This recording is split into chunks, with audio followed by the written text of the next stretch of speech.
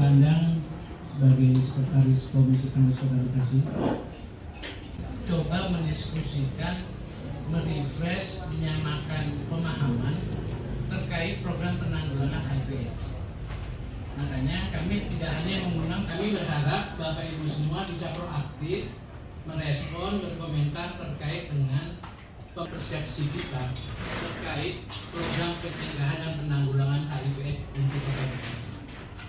Berita-berita kita nanti 2026 kita mau ngapain? Karena tahun ini cukup banyak kejadian.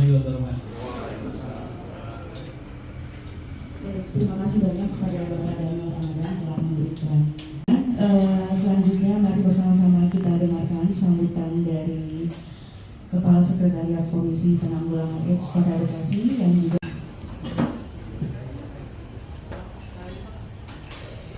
dari BPKB juga bagaimana keterlibatan organisasi masyarakat sipil ini, para pegiat ini, mereka yang pekerja seks perempuan. Lalu yang kedua, kami Bang Daniel mau menambahkan. Oke. LGBT itu lebih dalam dari statement ini. Apa yang muncul di pikiran Bapak? Populasi kunci tidak muncul dengan sendirinya. Bapak tahu? Oke, pekerja seks perempuan. Lalu apa lagi? Lainnya.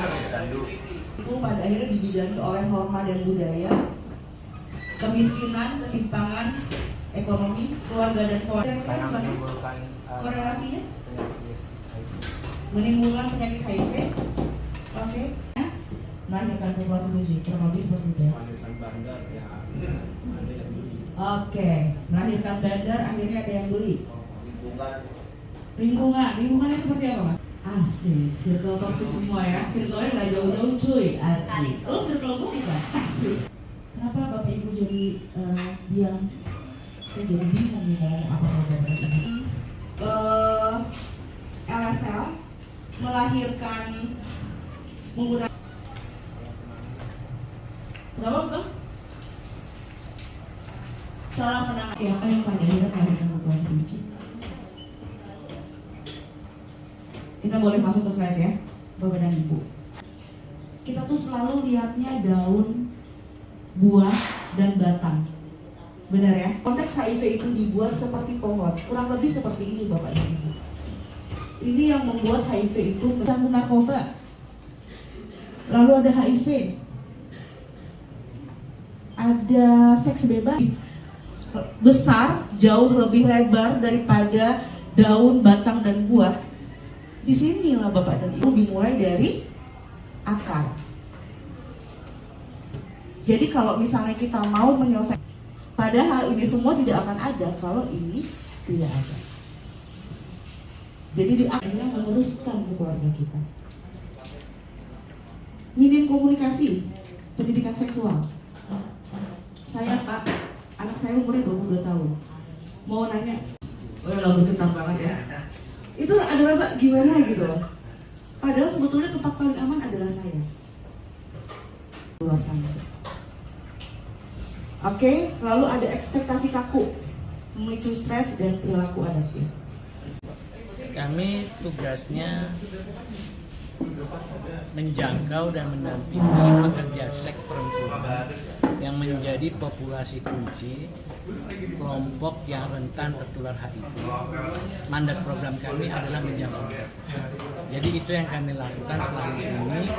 Yang kedua adalah di lembaga kami ada program Community System Strengthening Human Rights yang tugasnya itu melakukan advokasi audiensi kepada pemerintah daerah untuk bersama-sama kita bersinergi membangun kolaborasi dan konsep untuk HIV lebih masif lagi untuk dilakukan.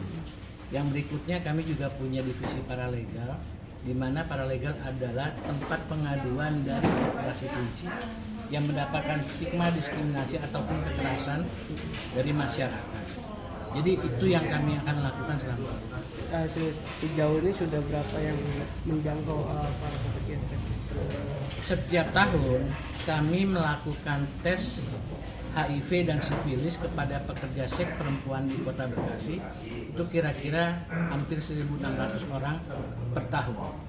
Tapi kalau kita bicara pekerja seks itu dalam program kami dibagi dua. Ada pekerja seks langsung dan ada pekerja seks tidak langsung.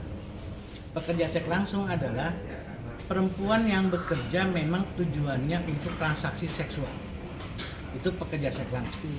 Pekerja seks tidak langsung adalah perempuan yang pekerjaan utamanya adalah bukan pekerja seks, tapi di waktu-waktu sisanya dia open BO misalnya, atau dia menjajakan seksual, itu adalah pekerja seks tidak langsung.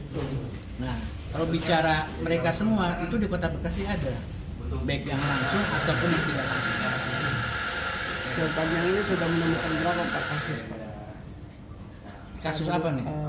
Selama pengecekan itu sepanjang 2020. Iya. Untuk pekerja seks yang terinfeksi HIV, memang angka Kota Bekasi jauh di bawah angka rata-rata nasional.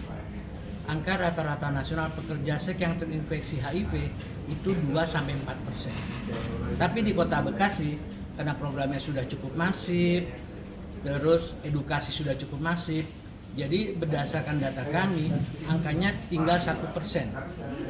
Jadi dari 100 pekerja seks yang kita tes HIV, cuma 1 yang positif HIV. Tapi ini kita akan terus lakukan untuk bisa menolkan angka HIV untuk pekerja seks perempuan. Pak, untuk Ya. mengurangi jumlah populasi pekerja seks itu mungkin ada gambaran khusus atau ada saran khusus Pak Oke. dari Graphic sendiri Pak? Jadi kalau bicara pekerja seks itu, ini kita akan bicara demand dan supply. Supply-nya adalah pekerja seksnya sendiri, demand-nya itu adalah permintaan. Berarti laki-laki ini yang meminta. Selama dua hal ini tidak bisa kita kurangi, maka akan melimpahlah pekerja seks di Kota Bekasi. Karena demand-nya cukup banyak. Nah, pertanyaannya, siapa yang punya tugas untuk mengurangi permintaan akan pekerja seks? Berarti edukasi ke para laki-laki dan lain-lain itu harus masif. Berarti bagaimana peran MUI, bagaimana peran Kemenak dan lembaga-lembaga lain yang mereka harusnya membangun para laki-lakinya ini untuk tidak melakukan demand itu. Nah, itu satu. Lalu supply. Kalau kita bicara supply, pekerjaan sekarang sulit. Mungkin yang paling mudah adalah menjadi LC. Mungkin yang paling mudah adalah open BO dan lain-lain. Nah, lembaga apa tuh? OPD mana yang punya tugas untuk mengurangi supply ini? Jadi karena demand-nya tinggi, supply-nya akan tinggi. Kami, Yayasan Graphic, bekerjanya di tengah. Kita hanya bekerja untuk melakukan pengawasan dan pengontrolan biar pekerja seks ini tidak sakit, tidak kena penyakit seksual, tidak kena HIV. Jadi peran kami ada di situ. Kalau bicara supply, silakan tanya dengan OPD yang lain. Kalau bicara demand, silakan tanya dengan OPD yang lain. Pak, sejauh ini PSK yang ada di Kota Bekasi kisaran umur berapa sih Pak? Produktif atau? Iya, saat ini kecenderungannya banyak pekerja seks yang usianya masih belia, masih 20-an. Mungkin karena demand-nya juga seperti itu. Nah, kalau pekerja seks yang usianya 30 atau 40 itu juga ada, tapi skalanya jauh lebih sempit, lebih kecil. Artinya demand-nya itu demand-nya, permintaannya itu ya mungkin permintaan yang muda-muda.